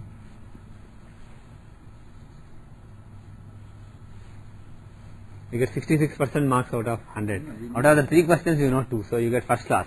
No, we knew that, but we are doing it for the benefit of listeners. Oh, don't worry about them. They all know. It's only you. So we had a No, I'm just kidding. Okay. Feel free to ask. something, some basic things, they are worth stressing several times. So 6 from Amachyakarka is Palana Devata. Okay. So we're suggesting Lakshmi. Planet in the 6th or Lord. Here is empty. If there is Dharma Devata, it is only the For Dharma Devata also it can be the planet there, but Lord is better. Ninth Lord for me. Yeah. You could have taken Jupiter and Ketu and given the Dharma Devata based on Jupiter and Ketu. But the thing is, if we take Lakshmi Narasimha, we are covering many bases. Bases are fully loaded. So there is a good chance of a run being scored. So they are not familiar with the gods like Okay. Narasimha. Okay, what is their religion? No, they are Hindus. Okay, then, But they okay. are- Why I asked was if they are not Hindus, No, not even, may not be worthwhile introducing Right. Hinduism and forcing it down their throat. We may have to be creative and find something else. If they are Hindus, remind them of Lakshmi Narasimha. If they don't know who is Lakshmi Narasimha, better tell them. Pictures. Yeah. Maybe because this daughter is born, they are destined to know something about gods now. Until now, they don't know who is Narasimha, who is Lakshmi, who is Vishnu, maybe. No, those are. I think they are very grandmother and family is very religious. Okay. Very God, but mostly the standard names of gods are the Mhm. combination. I see. Oh, I see. That's what you mean. Okay. That's what. Okay. Even though the mother is born in this country, grew up in this country, but she Yeah. is more inclined to more Hinduism than Okay. Islam. Okay. So tell them, Okay. tell them a little about Lakshmi Narasimha, and do then they have to do any Shantis for Gandanta? we'll come to that. Do you think so? What do you think? Moon is in Gandanta. Moon is in Gandanta. As though that's not enough, there are several other important guys in Gandanta. Mars is there. Mars is in Gandanta, Shani is in Gandanta. And Shani he is about to enter Moon. Moon is in one Gandanta, Shani is in the other side. Just about to enter Moon. So, very, yeah. So, it's a very, very critical case. And that Moon Dasha is running right now. What is the Antardasha? Not Moon, I mean Mars. What is the Antardasha? Mars. Sorry. No. Luckily, it's not Mars Saturn. So, Mars Rahu. So, better. Good. I was wondering if Mars Saturn is running by any chance or some. What? No, that's excellent. So, that would have been even worse. Mars Moon or Mars Saturn. So, good. But the thing is, there is problem. So, it's a good idea to do Gandanta Shanti. So, whatever procedure has been given. What is the suggestion in this case? Because when we refer to Gandanta Shanti, the puja involved Navagraha Homam with prayer to that particular idol, Yeah. that particular nakshatra. So in this case, if there are multiple of them in the border like this, who Yeah. do we choose? Or just do Choose whichever you want. Or if you ask me more than that, the grahas are the most important ones. You are doing Navagrahas, you are doing Trambaka Majamahe in the fire. Those are the most important ones. Even if you don't have an idol for the Lord, it's not a big deal. But if you must, you can have all the three also. You can have all the three idols. Question: why you said Mars Saturn is bad? Saturn is in 9th house, right? Yeah, Mars But is it- Rahu, the Parkan Bhoga falls in 6th house, yeah, and Yeah. Mars Saturn also falls in 6th house. yeah. So Oh, right, you are right. I wasn't looking at Bhoga. I was just looking from the point of view of the Gandanta effect being hammered, basically doubly hammered. Mars is saying Gandanta. Saturn, even though he doesn't have to do anything he doesn't have anything to do with the 6th house, 8th house, etc. That's not entirely true. He has Argala on the 8th house. He has Argala and aspect on the 6th house, the Graha Drishti. So he is Karaka for both those houses. He causes diseases. And he is the one in the deepest Gandanta. okay. He is like right on the border and he is retrograde. Right now Saturn is very, very disturbed. So you should be very careful with Saturn right now. If you have any Saturn problems in your chart, he is extremely disturbed. He is on the edge, literally and figuratively. He is on the edge. So anyway, so that is why I was concerned. But luckily it's Mars Rahu. Like you said, Mars Rahu, the Bhoga comes in the 6th house. Not so great. I agree. But still, I would prefer Mars Rahu rather than Mars Moon or Mars Saturn. So they can do Gandanta Shanti. At least if not Gandanta Shanti, they can do some Navagraha Homam with Yeah, that's Mrityunjaya what Mantram. I would client, I think they don't know much about the idols Yeah. and stuff. Yeah. They can go to the temple and get it done. The Yeah. priest or Navagraha. Yeah, tell a priest to do Navagraha Home and Mrityunjaya Home. Or do Navagraha Home and also do Mrityunjaya Mantram along with it. And if they can do, let them do Ayushya Suktam. Navagraha Homam and combine Mrityunjaya Mantram and Ayushya Suktam in it. Instead of doing an Ayushya Homam, Mrityunjaya Homam separately, you can combine Mrityunjaya Mantram and Ayushya Suktam. There is a Suktam called Ayushya Suktam. Right. There is one suggestion came and Krishna Bhatta is doing the same thing. Yeah, we are, just clearly tell them, we are not suggesting Ayush Suktam because there is a problem in Ayush longevity and we want to increase the longevity. The person will live long and do great things, but the beginning is perilous. That is why we are suggesting. Tell them clearly so that they don't get concerned. Because sometimes parents get overly concerned. They may not say it to you, but it will be eating their brain. I see. And just to recap on Yeah. old issue here. Yeah. Dharmadevata you suggest for recovery from health and to give the basic protection. Not just health, it is basically to enable you to do your dharma in the society, in the world, in the universe. So, anything blocking you from doing your dharma, the Dharmadevata will come to your rescue. There is one story. Everybody leaves. If dharma is alone, then everything comes back. Yeah, exactly. Exactly. So that's not, the time frame is that less than 1 year, right? Less than 6 months or as soon as Actually, for Ayushya Homam, 21st day is recommended. If it's not an auspicious day, you can do nearby. But if they can, on the 21st day, they can do. What did you mean auspicious day? Do you have to look at the muhurtam or anything? Yeah, if you it's not Ashtami or yeah, days it's like that. not one of the bad tithis, then born on 6th, right? Yes. 6 plus 21 is 27, right? Yeah. Happens to be a conveniently weekend day.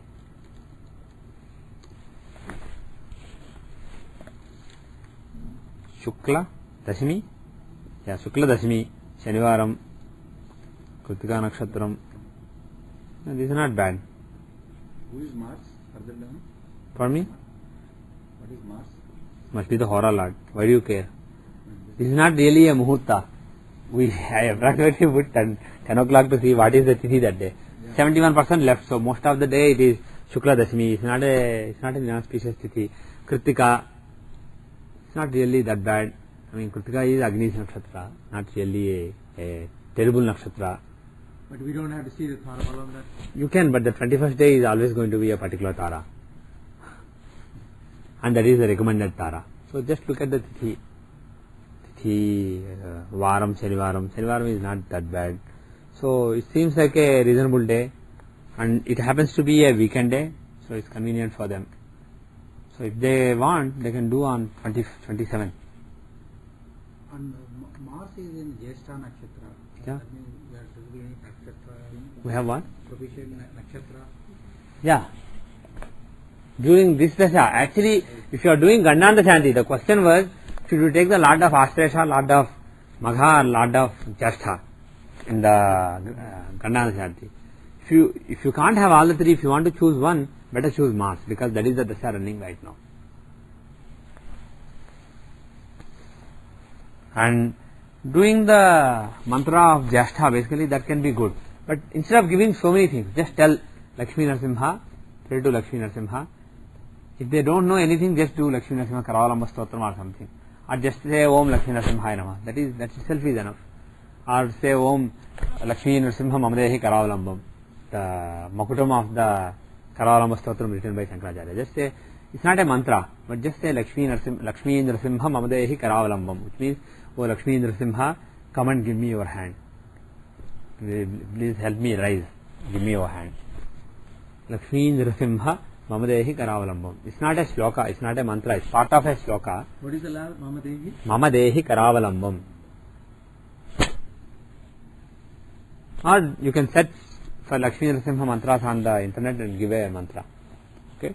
So give a Lakshmi Narasimha mantra and tell them to do Navagraha Homam with Ayushya Suktam and Mrityunjaya Mantram. Okay? And shouldn't be that bad. That should help. In 21st But- is Kshematara, right? 18. What is the nakshatra of the girl? Asura. What is it? Oh, Ashresha. So, Budha. Budha, Ketu Shukra, Ravi Chandra, Kuja. Sahasantara. Right? Sahasana? I thought so. Kshematara. Because 21 is Shema? It doesn't make sense. Budha, Ketu Shukra, Ravi Chandra, Kuja. Sahasantara. Kuja is Sahasantara, Rahu is Naidhanatara, Jupiter is Mitatara, Shani is Paramitatara. And Budha is Janmatara again. Yeah, it is Sahasantara. Count again. Kshematara is the, see, first, Janmatara, Sampattara, Vipattara, Kshematara. when I was taking from whatever the day, the saying 21st day will be roughly the. Don't say roughly. We saw just now, Kritika. No, 21st day is. Yeah. Kritika is sun. Oh, what did I do? You are right actually, I am wrong. Because. I was taking Mars for some reason. No, You are right. If you take from. Yes. 19, You are right. 19 and 20. You are absolutely right. I was wrong. For some reason I thought Kritika is owned by Mars. I was thinking Agni, Aries. I somehow thought it's Mars. It's actually ruled by sun. So you are absolutely right. It is Kshematara. But I just went by 21st day is 9, 9 and 30. Yeah. Very good, excellent. But that can be risky because depending on the percentages, It can go little. it can be plus or minus 1. Not little, plus minus 1. So Kshematara can become Pratyaktara or Vipattara. But anyway, this is, so Kshematara, Kshema is basically well-being. So, very good. Maybe that is why they said 21st day. 21st day is normally the recommended day, unless it happens to be a bad day, like there is an eclipse or it's a bad tithi or something. Here is a good tithi. Shukladashmi is a very auspicious tithi. So, they can go ahead and do it on that day. Actually, if they should go and talk to a priest, make sure that there is a priest available. So, if they can find a priest, this is a very, very good day. So, let them do all the best. If they can't do on that day, they can pick another good day later. Preferably within the next month. Instead of waiting for too long, because the bad dasha is already running, it's better to do it quickly. Okay. Thank you. You are welcome. So God bless the child. Sun and Mercury are in Lagna in Dashamsha also. Oh boy. Actually, assuming that this time is... Oh, no. No. Yeah. Okay. Nothing. Never mind. Any other thoughts? Any other thoughts?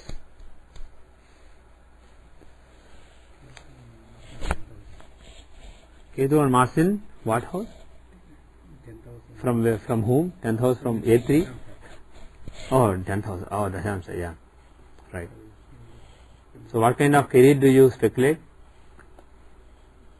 First of all, what is the leeway we have? 8 and 2 minutes 19 seconds. Probably right. Don't know for sure, but we'll take it for granted now. Because we can't H5 anyway.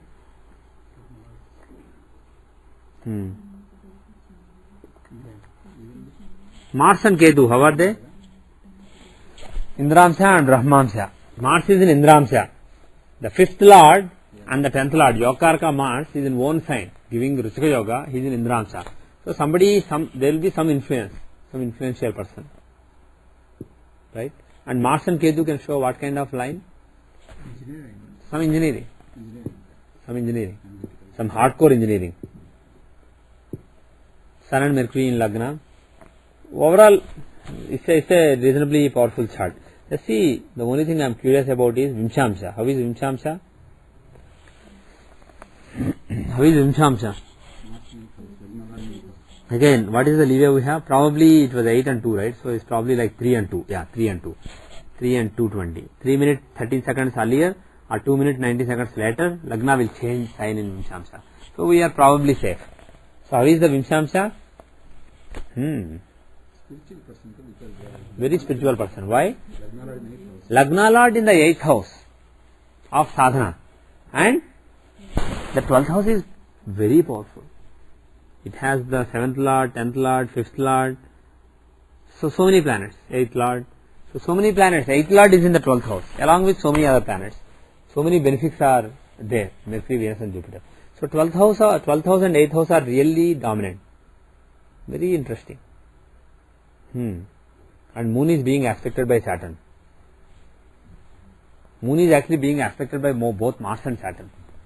So there will be some renunciation, some aggressive renunciation. The spirit of renunciation will be strong. When moon is being aspected by Saturn, or Saturn mainly, in the Vimshamsa, there will be lot of renunciation.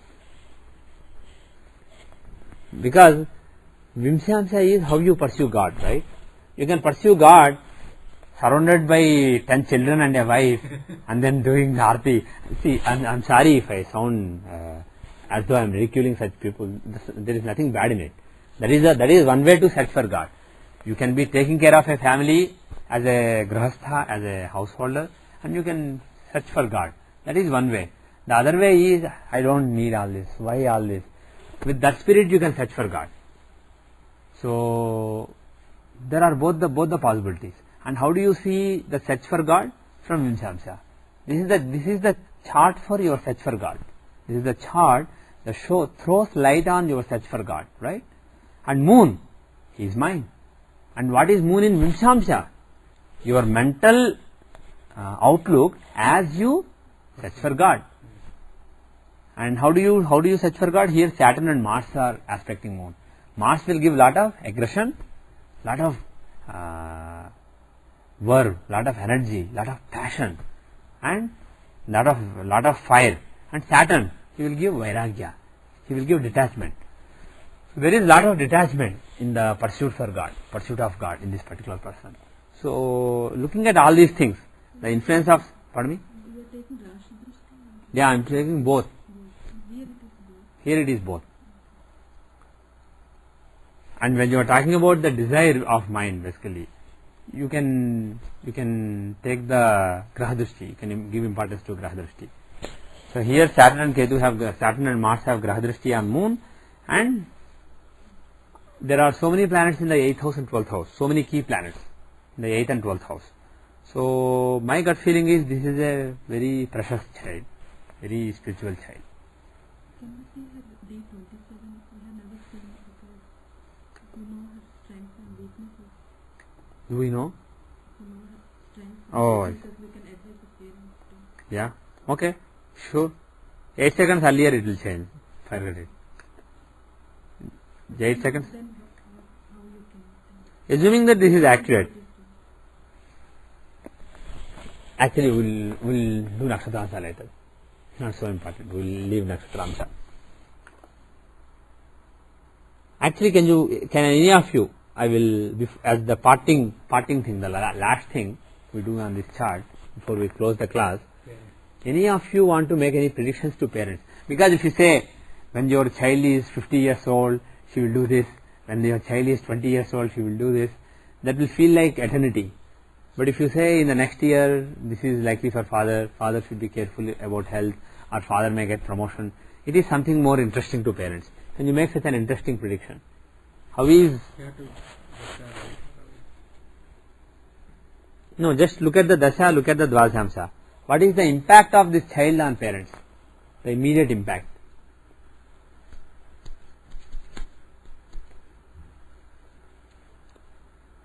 How do you see father in the dvadashamsa? Guidance from the 9th house, or we'll take the 9th Lord's Arudha, okay? L9. So I'll put the Graha Arudhas here. Where is L9? L9 is in Gemini. Okay. L9 is in Gemini. The dasha running right now is Mars. The Antardasha that is going to start later is Jupiter. Right now Mars Rahu, later Mars Jupiter. Can you say anything about any of those? How is Mars Dasha for father? I think it's good, 5th house. 6th Lord in the 5th house. So Dhimanta Yoga. And in general, some success will be there for father. Some overcoming of the obstacles. So will the child bring some success to father, some fortune? Right. Yeah, it's basically a lucky child for father. And compared to the current Rahu Antardasha, how is Jupiter Antardasha? Jupiter is the 10th Lord, Right. giving Gajageshwari Yoga. Even though in the 12th house, he is basically 10th Lord with the 2nd Lord. 10th lord and 2nd lord, two Artha Trikona lords are together. Everybody got it? From Gemini, taking Gemini as Lagna, 2nd lord moon is exalted and is joining the 10th lord Jupiter. So Jupiter and moon combination is showing good, and also they are giving Gajikesari Yoga. They are good friends combining. So Jupiter Antardasha is particularly good for career. So from 2007 October, basically a period of 1.5 years or 1.67 years is good for father's career. So the child basically within a few years from birth will bring some luck to father in career. Child will be more guidance, get more guidance from father. 9th house is strong. Okay, is the 9th house stronger or 4th house? Is there more guidance from father or more guidance from mother? Father. The 11th lord and the 7th lord are together in the 9th house. Two benefics. Right. Even though the lord of that sign is in the 12th from it, for Venus, 12th is not bad. If Venus is in 12th from his own sign, it's not that bad. Right. 12th is fine for Venus. He likes 12th house actually. So it's not that bad. On the other hand, if you take the 4th house, the lord of that sign is in the 6th from it, joining the 8th from it. The 8th lord from, if you take the 4th house Sagittarius as Lagna, the 8th lord from it moon is reflecting Jupiter. You understand? So taking Sagittarius as Lagna, moon Jupiter combination is not auspicious. Right? So why you taking Sagittarius? I thought we will take L4. Oh, we are not talking about for mother now. We are talking about the guidance from guidance, the relationship with the mother. So for that 4th is important. The kind of relationship she has from mother. So taking this as Lagna, Sagittarius, the lord of that is badly placed in the 6th from it, and he is afflicted, and that sign itself, the house itself is afflicted by Rahu. Not really a friend of moon, Karaka. So, and not even a friend of the lord. Jupiter is the lord of 4th house, Right. and moon is the Karaka. Rahu is a friend of neither of them. He is actually a worst enemy of both of them. So, 4th house is afflicted. So motherly happiness, there is some problem. There is some tension with mother. Okay? Things will not be smooth. Of course, when she is a baby, it will be mother who is taking care. But when she becomes older, the real nature will come out. So she is not really that attracted to mother. And actually, forget it. How is the next? Pardon me. L4 from L. Okay, from L4, what can you say about should mother watch out for health or anything like that? How is mother? L4, if you take as Lagna, how is Mars? He is in the 3rd house, he is in the 4th house, not a great placement, doesn't show a lot of happiness, but he is Yokarka. So he is actually fine, he is actually probably better for mother than father. So, and especially for the 10th house, if the mother is a working mother, from the 10th house, Mars is the 10th lord aspecting the 10th house. So he, being the Yogakaraka who aspects the 10th house, own sign, he will give good position in the career. So Mars Dasha should be good for mother. Okay. So overall, she brings good luck to both father and mother, and mother's career brings good to mother's career, and father's career will bring more good later. After Jupiter Antardasha starts. Can you say, do you want to say anything else, or do you want to see anything else?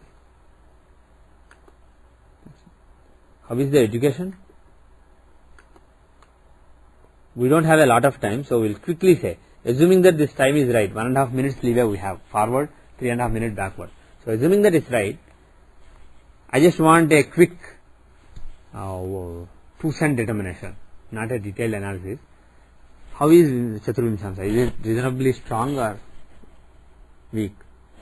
Actually, that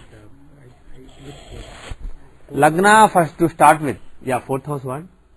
no, the dispositor of 4th house is in Lagna, 9th lord also, 9th. Yeah, 4th and 9th lord, Yokarka, Venus is in Lagna. He blesses Lagna. Okay? And Saturn, the Lagna lord, he is in the 7th house and aspects him.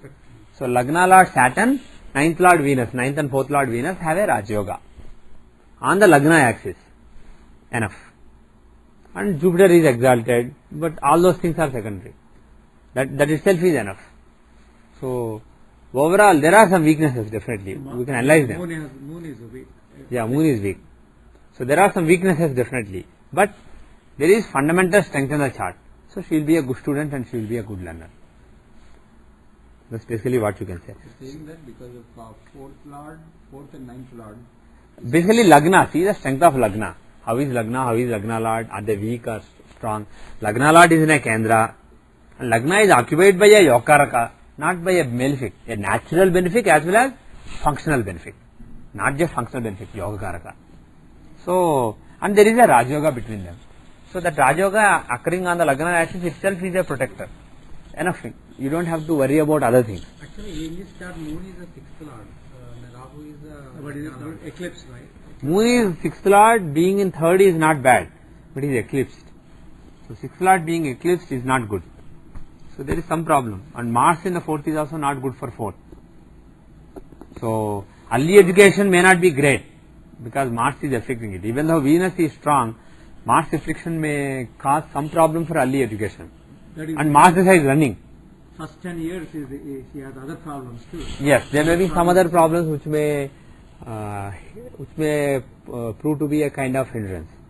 But ninth house is quite strong. Ninth house is empty, and from it Jupiter is in a Kendra giving Hamsa Yoga. We can analyze. You guys can try to analyze more.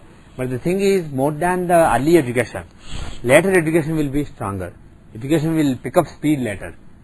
And overall, you don't have to worry. Even though there are drawbacks, still there is fundamental strength. You can't take away. When such a fundamental strength is there, you can't take away anything. So overall, she is a good learner. I have a question. Yes.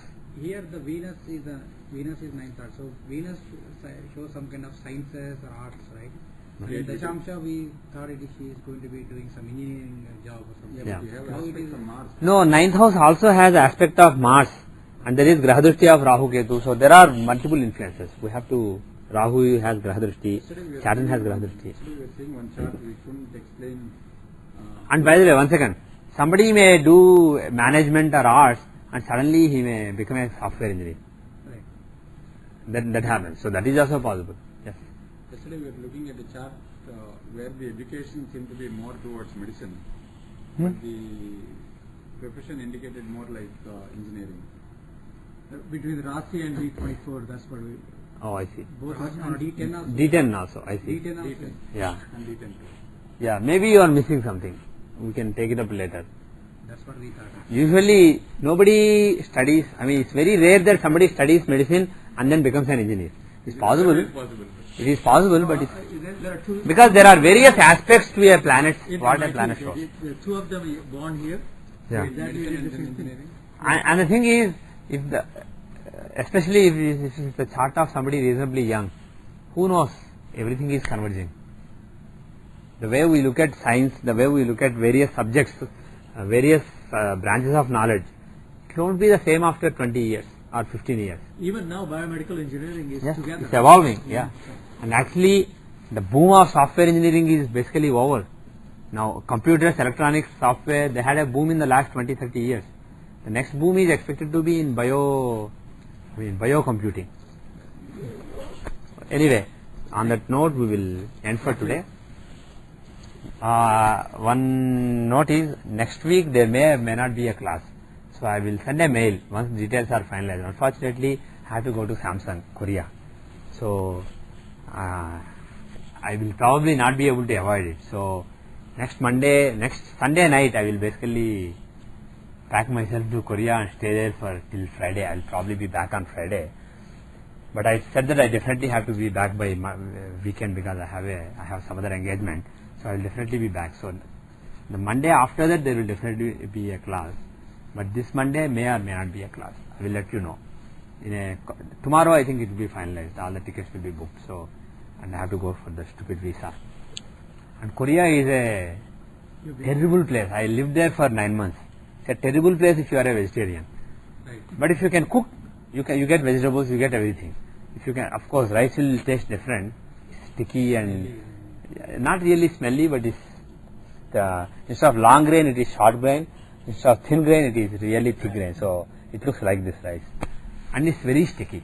And the stickier it is supposed to be better quality rice. So all those things you can manage. So what we used to do was, you wash the rice sometimes when it is sticky, you wash it before cooking, and that wouldn't work. We used to cook it and then wash it. Even though you lose all the nutrients, that was the only way we could get some reasonable rice. You like bread? Huh? Do you like bread? No. You don't get a lot of bread also. You can put some oil, some cooking oil into it. Perhaps we didn't try it, yeah. But still, the stickiness, I think oil will only add to it, will make, it can't really remove it. Separate the grain. Yeah, to some extent, yeah. But you can't imagine how sticky it is. But the thing is, that's not the problem. Sticky rice is not the problem. Unless you cook for yourself outside, there is no concept of vegetarianism. When we went through pains and explained what vegetarian means, they brought some rice, and then there was some meat in it. When we explained no meat, they removed the meat. I basically refused to eat. I just walked away. And they use like seasoning. In Indian cooking, we have this garam masala, the cinnamon powder, cardamom powder, all this. Just like that, they use their own spicy powder. They don't even know what goes into it. For example, if I ask Seshu what is in garam masala, or what is in chana masala, or what is in pav bhaji masala, he wouldn't know. He just buys it from the store and uses it. Like that they do. And when I researched, I found that the common powder that they use has dry fish powder. Yeah, it's a seaweed. Even Japan uses. Seaweed I can tolerate, but they use fish, dried fish powder, dried crab powder. All those are used in everything. So you pretty much cannot get any vegetarian food outside unless you eat salads and bread. So I'll probably take some ready to eat MTR, Ashoka, all these hits, all these packets. Anyway, so I will let you know once it is finalized. Okay. Om Shanti Shanti Shanti.